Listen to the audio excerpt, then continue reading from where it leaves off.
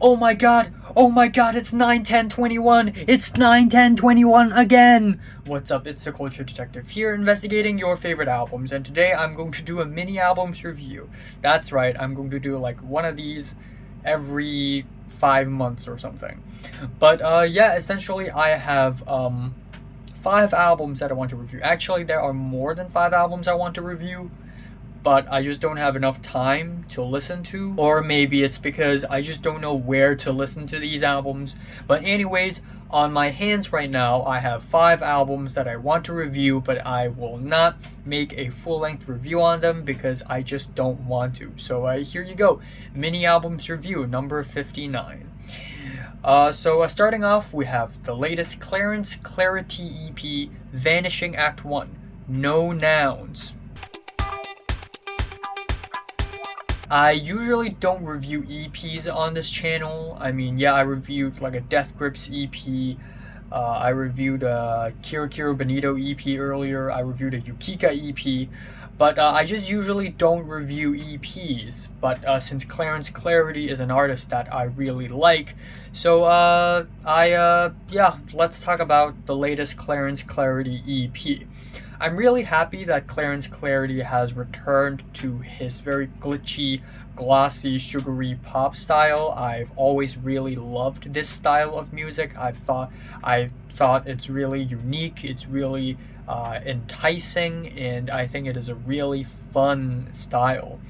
That being said, though, I wouldn't say the EP started off strong. It started off with kind of an intro track, which I find a little bit bland, and then the track Sublord, which I think has kind of a mediocre chorus, and the chorus and the verses don't really stick to each other, but the songs afterwards are all pretty damn good. Obsessed with My Shadow Self is really catchy, and I also really like the track False Positive. So yeah, check out this EP if you can. I'm really enjoying this one. I'm giving Clarence Clarity's latest EP, Vanishing Act 1 No Nouns, I don't have a specific number yet, so I'm going to say roughly a 7 out of 10. A rough 7 out of 10. The next album to review would be the latest Horsey album, Debonair. Horsey is the latest UK post-punk band. Art/art punk band, and Debonair is their debut album, and they have the theatricality and the eccentricity of a Squid album, but also the wackiness of maybe Black Midi. But that being said, though, I don't think this album is all that great or anything. It started off kind of weak. It's very tongue-in-cheek, and it's very rounded. In a way, it just sounds a little bit too smooth for my liking. But the second half of the album is fantastic, in my opinion. The track Everyone's Tongue is a slow build to insanity. I like the track Wharf too. The track Lagoon is this simple piano pop rock track that sounds really Disney flavored, but with the added eccentricity, it just sounds a little bit more unhinged, and I actually kind of like that. And that kind of confirms my Disney takeaway from this song when the track mentions love is an open door, which I think is really funny. The album ends off with the track Seahorse featuring King Cruel, and that sounds like a really cool idea, except this track is a pretty boring and sleepy track in my opinion. Not that strong of an ending for the album. So yeah, feeling a strong 6, maybe to a light 7 out of 10. The third album I'm going to be talking about is the latest Amyl and the Sniffers album, Comfort to Me. What the heck is this album cover? So Amyl and the Sniffers is an Australian punk band, and this is their latest album. And wow, this album is very disappointing because I love punk music. I love punk rock. I love art punk. Don't get me wrong. But this album has some of the most basic and some of the most generic punk rock music I've ever listened to, where it's just this very generic, rough, distorted guitar riff, some shouting on top, and that's it. And that is basically the whole album. This whole album sounds way longer than it actually is. It is very repetitive, it is very redundant, and the lyrics aren't even that good.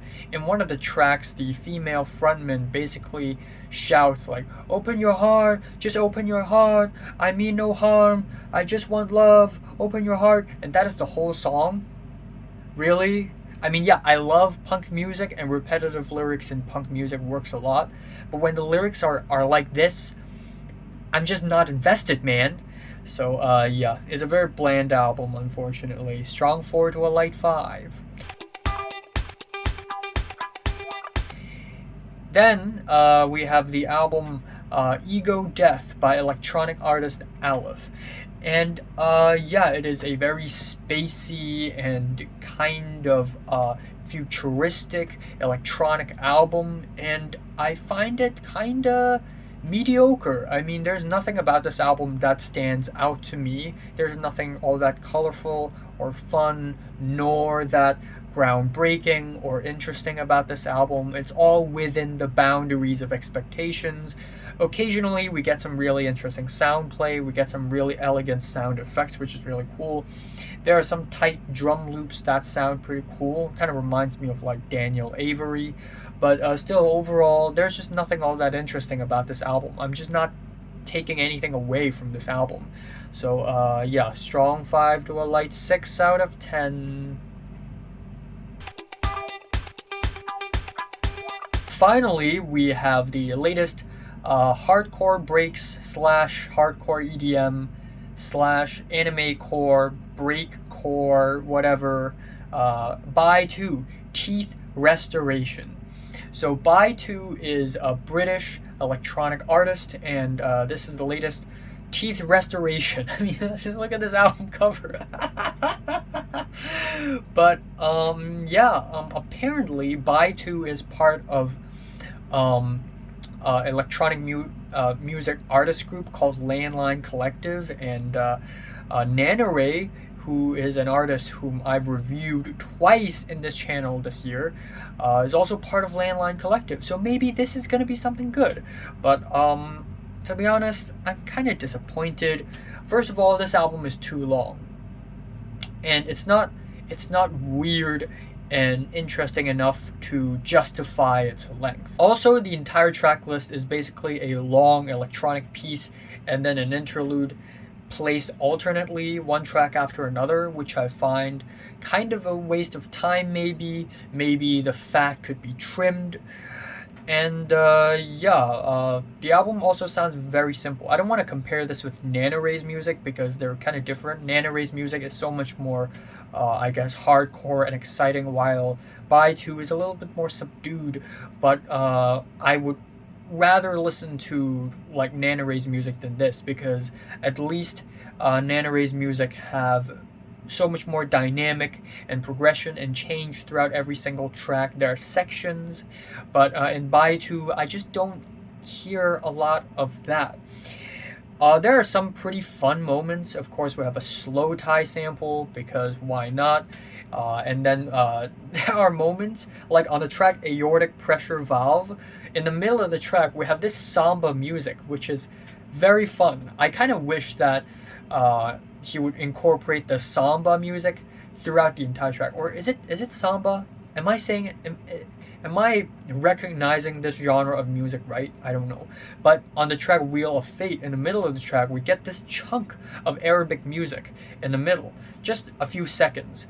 And I like it, but again, I just wish that this bit of Arabic music could be more immersed into the electronics rather than just be like a random weird thing.